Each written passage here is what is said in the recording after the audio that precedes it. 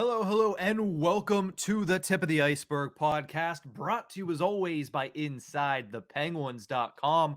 I'm your host, Nick Brlansky, joined as always by Nick Horwat, and the Pittsburgh Penguins, for the first time since October, have won back-to-back games at PPG Paints Arena. That's an incredible stat that I was not aware of until I saw it on the broadcast on Saturday. So good for the Penguins. They're rolling, I guess, right now, Horwat, and it helps that they won 6-2 over the St. Louis Blues in a game that you called chaotic, and nothing more exemplary of that fact than a Kasperi Kapanen hat trick. Yeah, starting there, you're like, okay, this game is immediately a little much. What's going on here? Given what he had gone through the past month, given his one game before coming back was for 7 minutes, and then he's in the lineup for 3 straight games. First game, no points, but you said looked a little bit stronger than normal. Comes into that second game, records the game-winning goal. Wasn't expecting that. He also had an assist that game. Big stuff. And then this third game, just all hell breaks loose for everyone. It was Kasperi Kapanen getting a hat trick, and then everything else that happened. Well, actually, in reality, it was Bryan Rust at 4 points. Everyone else decided to steal the show. That was kind of the biggest takeaway that I eventually fell on. But what a big chaos is the only way to describe the entire thing, because there was so much happening. It was Kasperi Kapanen's first hat trick since November 6th, 2021. It was his second career hat trick, and as Dan Pochas said in the post-game press conference, he's one behind his father, Sammy Kapanen, of course, noted Philadelphia Flyers forward. So with Kapanen, he had 2 goals on the season prior to this game, but got the game-winning goal also on Thursday against the Vegas Golden Knights, and you're starting to feel a little bit of momentum for the Finnish forward. It's nice to see, but the big question is Kasperi Kapanen all the way back, Horwat? It's hard to give that answer right away. It might seem like it, but here's the thing. We saw this last year. We saw this exact thing almost last year where he's in a cold spell, he's in a cold spell, he's in a cold spell. Hey, he got a hat trick, and then that was it. He ended up with 11 goals last season. All right, let's say he doesn't score that hat trick. He's down to 8. Not ideal from the guy who had 30 points in 40 games the season prior. We still need to see more. We need to see the consistency of it. But for what it's worth right now, I'd say you got to keep rolling with him, just because in the short term, you always roll with the hot hand. And, I mean, 5 points in 3 games is a relatively hot hand, I'd say. Yeah, it's not just the points to me. I think it's the way that he's getting these points, and specifically the way that he's getting these goals. And it was, again, highlighted a lot by everybody on social media everywhere because it was so evident. Where did he score all 3 goals from? Within Right 5 feet of the crease, within 5 feet of the goal line, not even of just the crease. He was literally right on top of the crease. A couple of them, I mean, you mentioned Bryan Rust. We'll get to him in a little bit. That last goal, the hat trick goal, the pass that Bryan Rust made between the legs of both Zucker and the Blues defender, right on the tape for Kasperi Kapanen, who basically just had to not move, just stand still. It's going to bank off you, and then a bunch of hats are going to come out of nowhere. That was the scenario for Kasperi Kapanen. So being able to do that, score those goals, be in those areas, and also you're just seeing the better habits defensively on the rush. He's starting to build these better habits, which is something that I really didn't see much of last season. And you mentioned he had that hat trick. We thought, okay, he's going to turn around here, but he wasn't able to at the end of the day. This is something that, yes, is he all the way back? I'm not ready to say that just yet, but he's certainly building these habits that we didn't see last season, that if he's able to continue to do so, then we can start the conversation again of, okay, he is all the way back. Because right now what I see is a lot of positive signs, but that doesn't mean that he is all the way back. It just means he's well on his way to being right back in the fold. Yeah, you just take it slowly with a player like this. You take it a game at a time. You take it a shift at a time. You can be happy for him. You can be proud of him. The entire team seems just amped for him. I mean, they always are.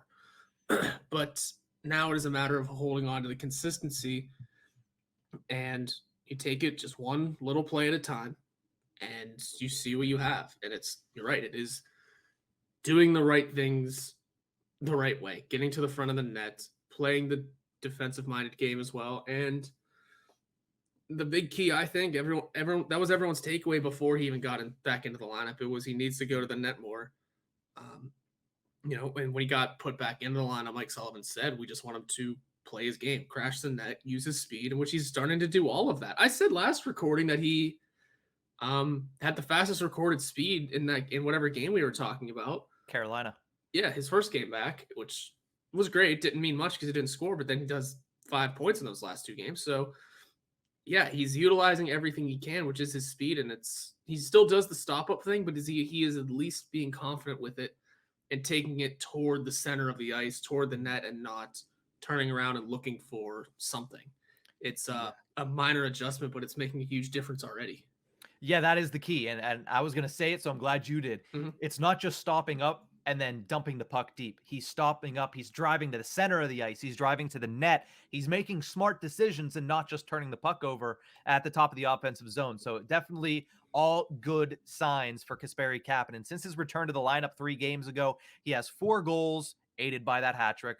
He has 1 assist, but he has 10 shots on goal as well. So it's not for lack of firing the puck as well, which is something that he struggled with early in the season. Underlying wise, he had 52% of the shot attempts, 62% of the expected goals for, and 72% of the high danger chances for when on the ice at 5-on-5. For a third line that had been struggling before his insurgence into the lineup, it's really good signs for Kasperi Kapanen. Not to mention that 2 of his goals on Saturday were also on the power play, which you gotta absolutely love. And the one was right after the power play. So basically, the Penguins' second power play unit stepped up for them on Saturday, which I don't think enough people have actually been talking about, because you mentioned this game was ridiculous. There was everything, and one of the highlighted moments of this game was the battle between Jason Zucker and Jordan Binnington. Now, before we get into that, Horwat, you keep a list, and I know you don't actually do it, but mentally I know you keep a list of goaltenders in this league that you just don't like. You don't want to see them succeed. You don't want to see them do anything.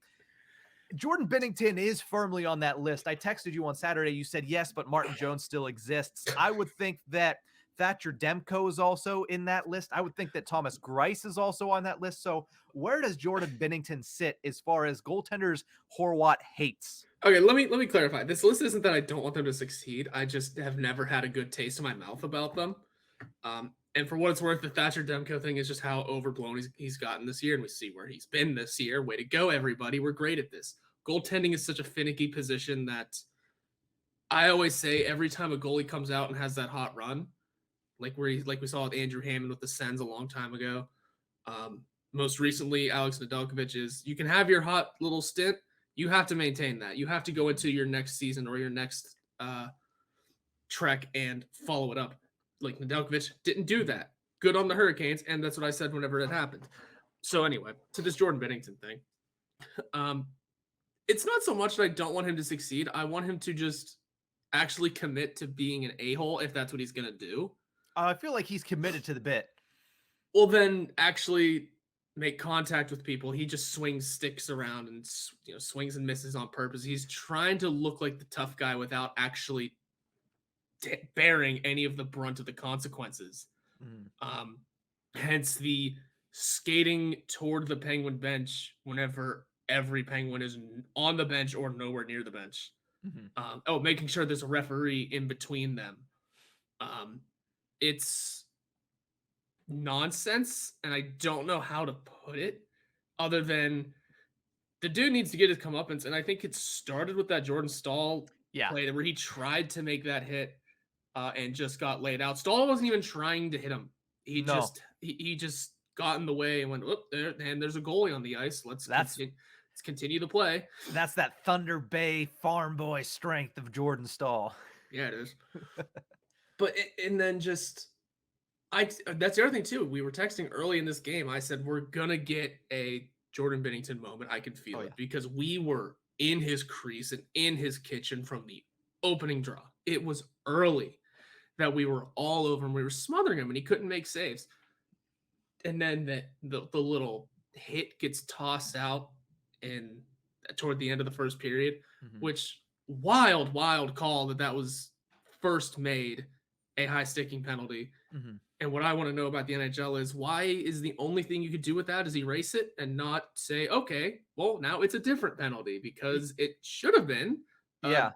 but because the initial call on the ice was a high stick, that's not one that you can reduce to something else. I don't know. The NHL is a sitcom. We Yes. all just kind of enjoy and laugh. But for what it's worth, you know what? He ended up leading the game in penalty minutes anyway.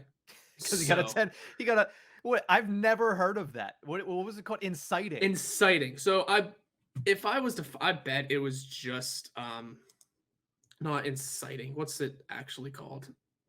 Oh, what's it actually called? When you're instigating. Taunting? I bet it was just Instigating? instigating, and he just said inciting. I don't know, but everyone rolled with inciting because that's really funny, Mhm. and it sounds a little worse than instigating because at least with an instigator, a fight happens, right? Yeah. Like that's kind of how it goes. But this misconduct for inciting, he just, again, with a ref in between him, he's making sure to skate directly over to the Penguins bench. Both Rust and Zucker said after the game they had no idea what he was saying, which I think, sure or not, I don't care. It's really funny, the idea of Jordan Binnington barking at people literally not paying attention to him. And that's kind of why I wrote in the story that all the Penguins bench could literally do is laugh and shrug their shoulders. As Oh. in, we have no idea what you're saying, but you look like a clown right now. Mhm. Go. I thought it was hilarious. And then just to add salt in the wound, Thomas Grace just has a little stumble, which, by the way, also, it's not that I dislike Thomas Grace. I just dislike that the second he left here, he got way better. Well, that and, some of his off the ice views I don't agree with, but I would never hate somebody because of that. I know nothing about his off the ice views, so. Yeah, it's just a matter of the fact that, like, uh, this entire sequence, it almost reminded me in a poor weekend. If you're a Pittsburgh Pirates fan, it reminded me of the Cueto situation. All this craziness, all of this happening, and all of a sudden the Penguins are absolutely blowing the doors off of the Blues. Binnington is chirping into the abyss because nobody's paying attention to him. Jason Zucker is shrugging his shoulders like a Flintstone character, and Thomas Greiss is face planting into the crease. What was going? It was insanity. It was pandemonium, and that building was getting louder and louder for these crazy things. That listen, this is a game that Penguins fans won't soon forget. I know the national attention will forget about it like pretty quickly, but Penguins fans, if you ever want in the depths of the season where sometimes these games can start to blend together, that one is going to stand out for a couple of weeks, if not months. Add on Colby Armstrong on the TV call, and just Bob Airy literally asking, what is going on here? Colby say, I cannot repeat half of the words that are being said, and I really don't know how to talk about this. It was such a sequence, and I didn't really. The funny thing is, like, I barely noticed any of it because I didn't really notice the hit. I just saw Zucker get fly into the boards afterwards, and then I realized Binnington was getting yanked a little late. I think he was like already at the bench. And I went, "Oh, Binnington's at the bench. What's happening?" And then I see Thomas Greiss. When you get pulled from a game, you usually do the old "Hey, go get him, champ." Thomas Greiss had to just skate past him, notice that he's just seeing the number 50, be like, that's not his face. Gives him the old whack, says, please get off the ice. I'm going in now, and continues. Just good teammate stuff. It's fun that Craig Berube seems to have finally had enough. Yeah. Afterwards. I mean, not necessarily straight up saying he needs to quit with the antics, but saying. Once you publicly state that means that it has been privately said several times. Yeah, absolutely. Because what is he doing? He's ruining his own reputation as a decent goaltender. Remember when he was in talks of being the starter for Team Canada? Yeah. What happened to that? Remember when, he's a Cup champion. He's a Stanley Cup champion. No one can take that away from him. But he sure doesn't act like it with this nonsense. And I went on Twitter on a Twitter space with Jeff Taylor, I believe his name is, from Fly Penguins Fly. Sorry if I got the name wrong, but you got it right. Good, love it. And I mentioned to him, I was like, oh yeah, this also has all kind of been part of Jordan Binnington's personality. Yes. Even since before he made his NHL debut, when the team said, hey, we're going to send you to the ECHL. And he said, no, just I'm not doing that. didn't know you could do that as a player. But the team had to end up loaning him out, I believe, to the Providence Bruins. I don't remember exactly. And then, he turns his game around and becomes a Stanley Cup champion. Sure, good on him. That's, what you're supposed to do as a goalie. At the time, he could have looked at that as just sheer confidence. And honestly, at the time, it was like, all right, cool, good for you. I thought it was awesome whenever he was standing straight-faced going, do I look scared? Yeah. Like, cool, good. An NHL player with a little bit of personality. Love it. Now it's just taking on a whole different animal. But, I mean, there's so much that could still be unpacked about this. All I know is we got another Binnington moment, guys. We got another one. Yeah, with Jordan Binnington, the narrative started as, this is a confident guy. This could be the next big thing as far as NHL goaltenders because he has the confidence, he has the skill, he has a Stanley Cup at such a young age. But I will push back with this. Just because you have a Stanley Cup doesn't mean you're going to be one of the best goaltenders of your generation. Look at Antti Niemi. Look at Antti Niemi. Look at even Matt Murray, who he's bouncing back. He's having a good season for Toronto, but things haven't gone as smoothly as people once thought when he won 2 Stanley Cups as a rookie. But we are running a bit over here in this first segment. We're going to take a quick break. When we come back, we have to mention Bryan Rust. He scored 4 points, for God's sakes. So we'll start with Bryan Rust, and we'll talk a little bit about Tristan Jarry. We'll be right back.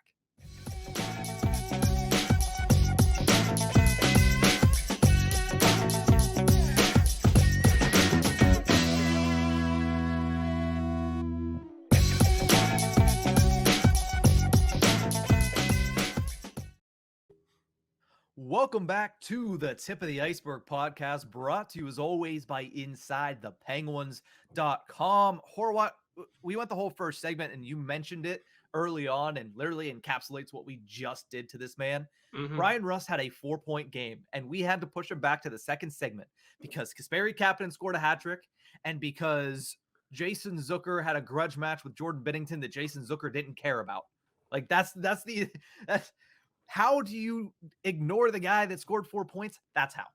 But we do have to mention Bryan Rust. 1 goal, 3 assists, his first points since November 19th against the Winnipeg Jets. You could feel it coming for him. Mike Sullivan said as much before that game. You could feel the tide start to turn in his favor the past couple of games, but he finally breaks through against the St. Louis Blues.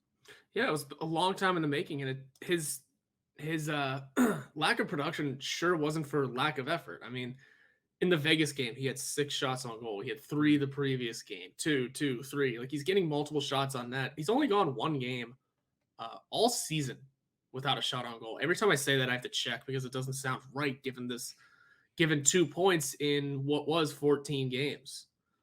But no, he's rifling pucks on that. He's 3rd on the team in shots on goal, by the way. Shocking that he was just snake bitten. Any Penguin fan for longer than a couple seasons knows that Bryan Rust can fight through some inconsistencies. Remember him going however many games without a goal and then popping a hat trick? Oh, where have we seen that one before?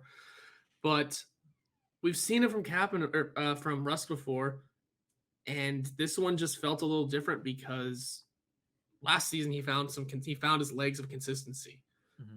The season before even, he was finally getting there to the point where, hey, it earned him a 6-year contract. All right, way to go. So it felt a little worse this time because it was such a long stretch with no points. And, oh yeah, we signed you to decent money long-term because you found your legs and now you lost him again quickly. So again, I will say this is much like the Kapanen situation where I have a little more faith that this can continue at a consistent pace. But again, I got to see it now. Now we have to hold on to this. I'm not saying get 4 points a night, but I'm saying chip in, get some more, get your confidence boosted again and start finding the back of that with a little more consistency and work well with Malkin and Zucker. I think that's a fairly good start. I mean, those 3 seem to be building something great. Yeah, those 3, as you put out a story on InsideThePenguins.com, those 3, as far as analytics is concerned, one of the best forward units in the National Hockey League right now. I mean, this season, not even just right now. And the big thing for Bryan Rust is not just the fact that, Yeah, he scored that goal. He got on the score sheet. Yeah, he picked up 4 points, had 3 helpers, including that beautiful assist that we talked a little bit about in the first segment. But the way that he scored the goal as well was working hard along the boards and being aggressive. And that's the thing. When a lot of these guys go on these scoring droughts, if they're not aggressive, it's never going to end. And the way he scored wasn't, yeah, I just threw one on net. It went in the net. We got lucky. Because that's what happened against the Jets. His goal didn't turn anything around because Connor Hellebuyck turned it over to Sidney Crosby and Bryan Rust had a wide open net. Yeah. Did that turn anything around? No. Did he break the curse a little bit? Yeah, he scored a goal. But this way, he took the puck, saw an open spot in the front of the net, drove to the net, found a spot, and then shot it top shelf and did one of his patented celebrations, which always feels like he knows where the camera is in that corner. Because I remember like 5 or 6 different goals where he's done the same celebration in the same corner. And I have to look back. I'm sure there's a really good picture of Bryan Rust scoring that goal because that's where the camera well is. But no, a great goal, a great performance from Bryan Rust. And we had to, at the very least, mention that because we'll have to see what he does. But 4-point night against St. Louis is definitely one way to say, hey, I'm back where I need to be right now. Yeah, absolutely. It's a matter of holding on to the consistency and helping the team win. He looked damn good, and he's looked good. You know, we can't say he's looked bad. I mean, you talk about a -11 in this stretch, but he has at least come to and looked good in the more recent games. And like Mike Sullivan said, heading into the St. Louis game, something like this had been building. It was just a long time coming, and he finally broke through. We talk about back where he needs to be. That is epitomized by Tristan Jarry right now. I mean, you have to talk about Jarry because I feel like some people have mentioned, yeah, he's bounced back. I know Josh Getzoff is doing yeoman's work on Twitter, just basically every game saying, hey, let's not forget Tristan Jarry has been dominant, not just good, but dominant lately. Friend of the show, Josh Getzoff.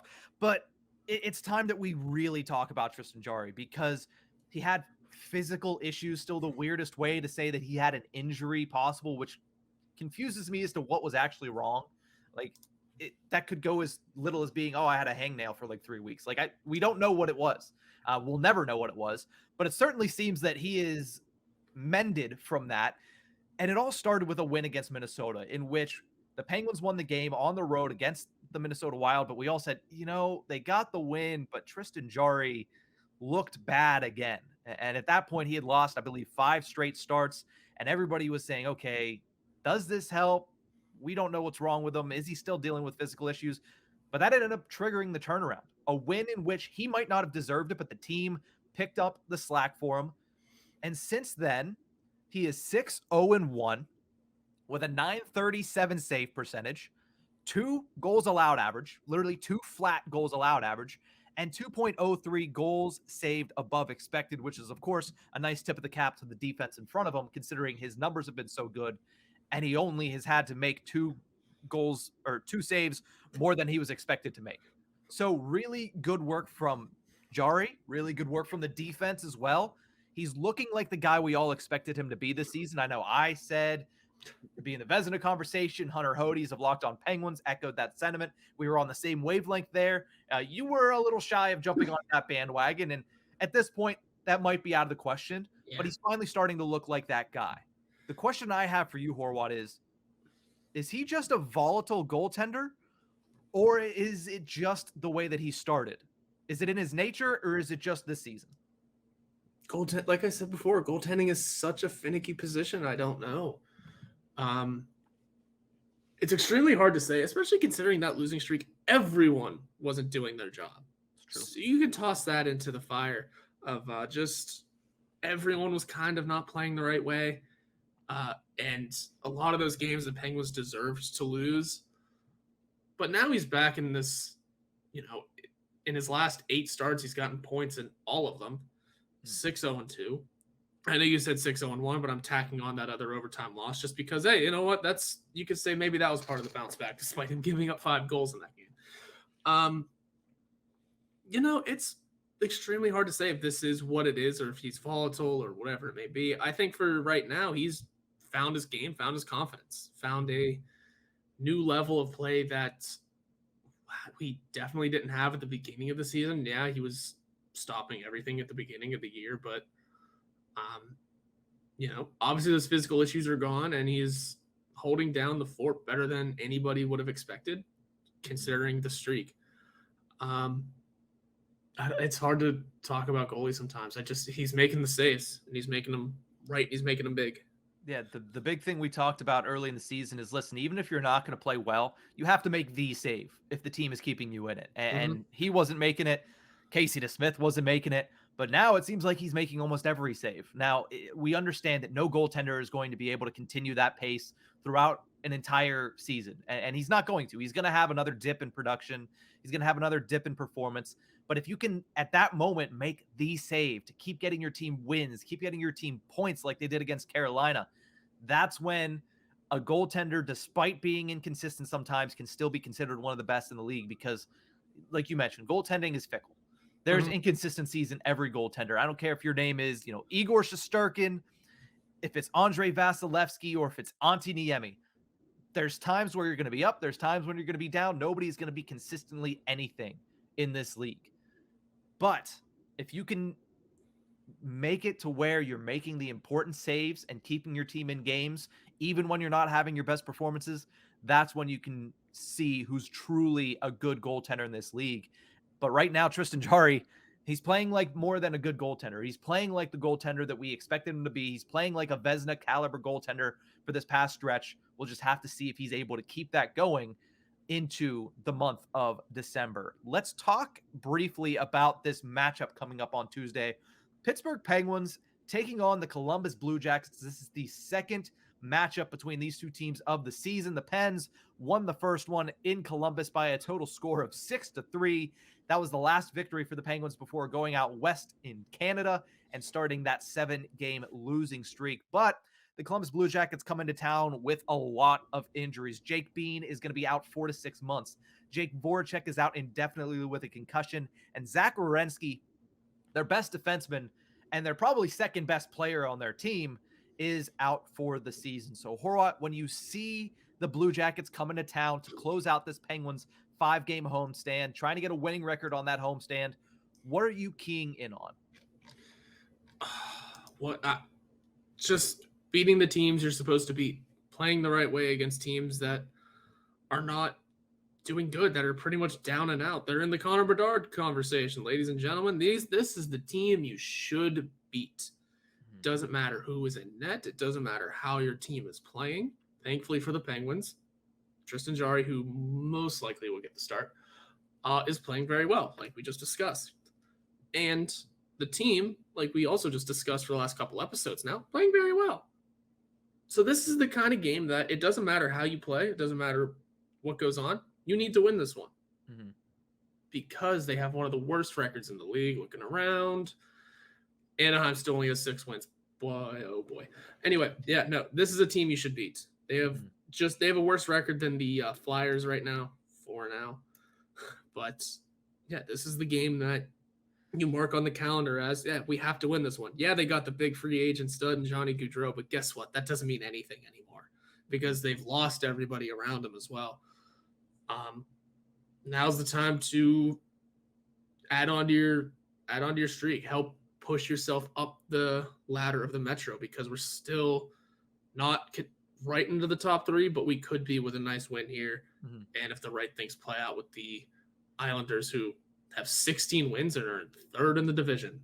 Hockey's weird. Yeah, the Pittsburgh Penguins currently sit 2 points behind the Islanders for 3rd and 3 points behind the Carolina Hurricanes for 2nd.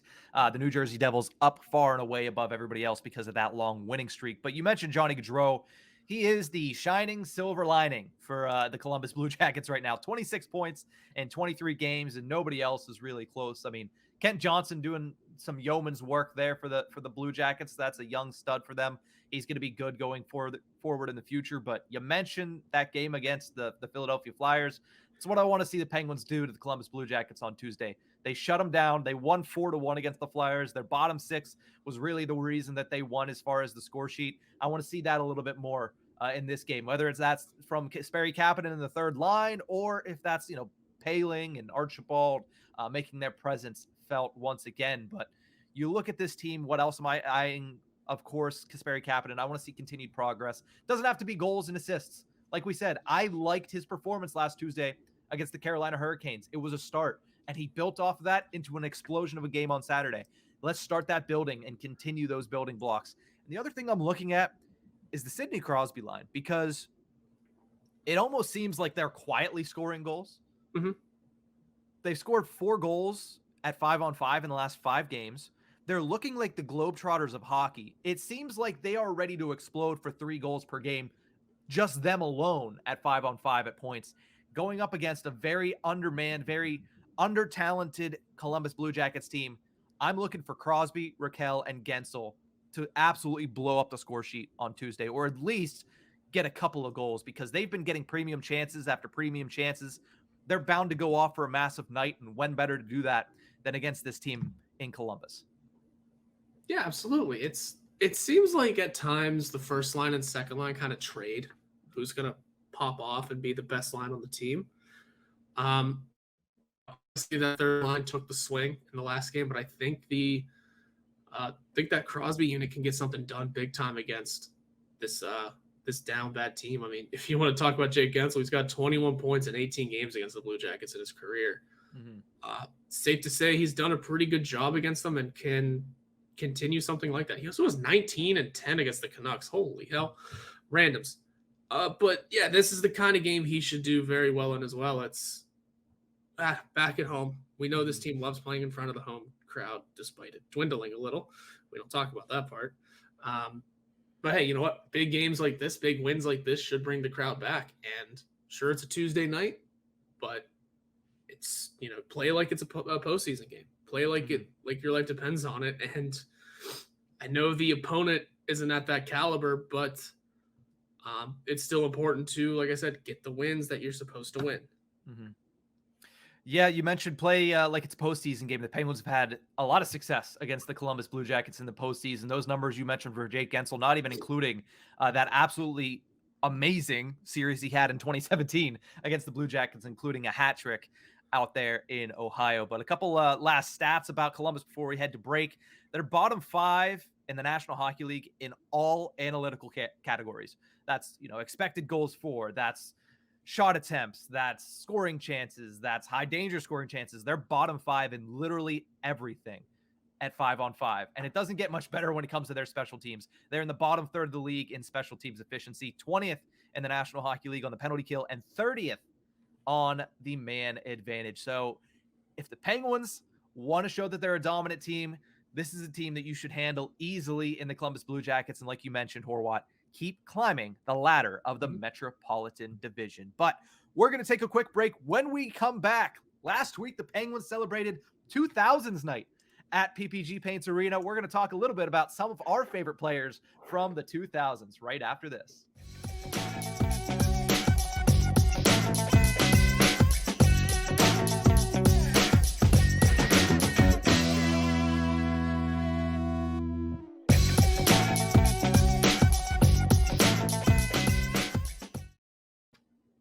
Welcome back to the Tip of the Ice-Burgh podcast, brought to you as always by InsideThePenguins.com.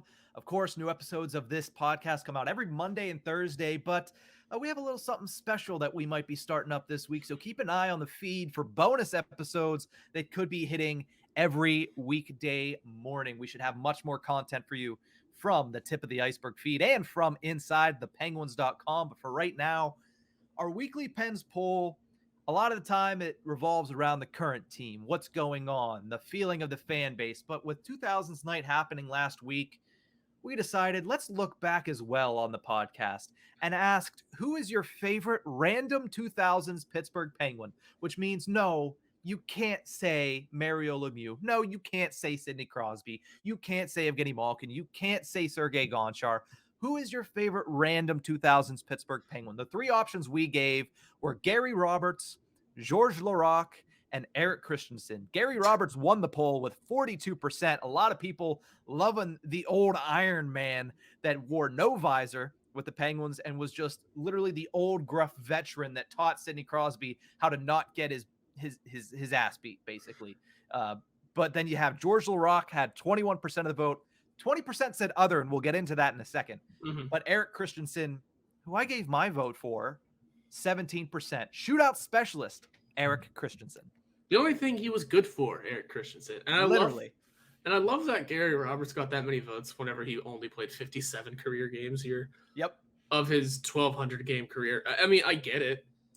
You know, we got 41-year-old Gary Roberts into the fold and, went to the Stanley Cup Finals that season under his tutelage, I guess, if you will. It was an impressive, fun run. I mean, it's just a fun guy. All three of those names are just entertaining. We're entertaining to have on the team.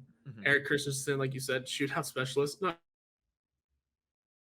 Gary Roberts, old wise vet that I mean, did we need on that team? Yes, actually, I forgot that team. And then George Laraque, who needs no more introduction. But with the answers I chose, I just hit Hockey Reference and started looking at rosters and said this should be entertaining because these were not good teams. I mean, I don't even remember who I said. Rico Fata was one of them because, man, who doesn't remember Rico Fata? Goaltending wise, you could say Danny Sabrin. Danny Sabrin was great, but we did have some responses for the other I wanted to mention. Richard said Patrick Lalime, speaking of goaltenders from the 2000s Pittsburgh Penguins. Ali said Jarkko Ruutu, and I loved Jarkko Ruutu. You know, he was kind of Matt Cook before Matt Cook came to Pittsburgh. I do, for some reason, when I hear Jarkko Ruutu, I just think of listening to the Penguins take on the Carolina Hurricanes. I don't remember what year it was, but I was listening to the end of the game after a high school football game on a Friday night, and he scored the overtime winner, I believe, either overtime or shootout against the Hurricanes. And I was like, of course, of all players to score, I think it was the shootout, Jarkko Ruutu in like the 11th round of the shootout. Had to be Ruutu because I think they threw him out there regularly after a little while just because he was pretty solid at the shootout. I don't think it's recorded on Hockey Reference because I'd love to see those numbers. But yeah, no, Jarkko Ruutu and Eric Christensen were out on the shootout pretty often. He had a penalty shot goal. Does that one count? I mean, it's probably not the one I'm thinking of, but yeah, it counts. It all counts. because it came in an 8-2. I'm assuming victory over the Toronto Maple Leafs. I would hope the 2000s Toronto Maple Leafs. Like I would really hope the Penguins. I know they were bad, but I would hope that if they lost if there was an 8-2 game, they won that one in the Sidney Crosby era. But the last one that was mentioned here is Wesley said Brooks Orpik, and yes, that borders on the line of random Pittsburgh Penguins. But I'll allow it simply because I love Brooks Orpik, and those who remember, if I just say the shift, they'll know exactly what I'm talking about with Orpik in the 2008. Was that in 2008 that he did that? Or was that in 2009? Pretty sure it was 2008. Yeah. I'm pretty sure it was the year we lost. Yes. It was one of the redeeming qualities of that series, that and Peter Sikora's overtime winner. Oh, that was so fun. That was so much fun. Yeah, we mentioned it. You know, you saw Max Talbot in attendance, Tyler Kennedy in attendance. I will say Tyler Kennedy's shoe game was weak. For that one, I couldn't tell if it was a dress shoe or a tennis shoe. I guess it's, duplicity of man. He wanted both on that evening. But no, it's always nice to look back at the 2000s. Some of those years, most of those years were not great, but it was the early years of Sidney Crosby, and it was the years that a lot of us really started to gain steam in our hockey fandom. I know me and you in particular, of course, watching those teams with Crosby and Bugsy Malone and Ryan Whitney and young Evgeny Malkin, Sergei Gonchar, all of the above. A lot of fun looking back at those guys. And like I said, Eric Christensen, not good for much, you said, but in the shootout, sure-handed. Him and UC Jokinen are the guys I look at and say, you know what, those guys were great in the shootout. UC Jokinen was a little bit better as a player, but in the shootout as well, I really liked him. Can't wait for 10 years from now when we're talking about 2010's night and we all continue to feel old. Oh, you remember when Jerome McGinley was on the Penguins? Yeah, we don't talk about that season. I mean, I just I just remembered and had to look it up yesterday that Elf came out in 2003. Oh my goodness. It's been 20 years. 2003, ladies and gentlemen, Elf. You know Yeah. what came out after that but feels way older? Jim Carrey's The Grinch. The Grinch is 2004. Elf came, Elf came out before the Grinch. I would have never like that. Again, I don't think of that. Nope, but just like the quality of video, just horrendous for the Grinch for some reason. But Elf is clean enough, and they're flip-flopped years. There you Well, go. To be fair, it's a lot easier to shoot especially in the 2000s, it's probably a lot easier to shoot a film just in New York than Whoville, considering one doesn't exist. Shut up. So, another good. I mean, Will Ferrell was in Spirited. That just came out with Ryan Reynolds on Apple TV Plus. Oh, why am I wrong about that? Sorry. The Grinch came out in 2000. Why was I told it came out in 2004? See, now the last 3 minutes just completely wasted because you're false information. Fake news, Horwat. That's what I'm going to start calling you. I'm so confused, though. I could swear I saw yesterday was 2004. Anyway, I digress. Enough about Christmas movies, clearly. Yes. Well, with Horwat starting to spread fake news, I'm going to cut this podcast at its heels. That's going to do it for this one. We'll be back on Thursday, but like I mentioned earlier, keep your eye on the feed for special bonus episodes that we might start dropping as early as tomorrow morning. That's going to do it for this one. We'll see you guys next time.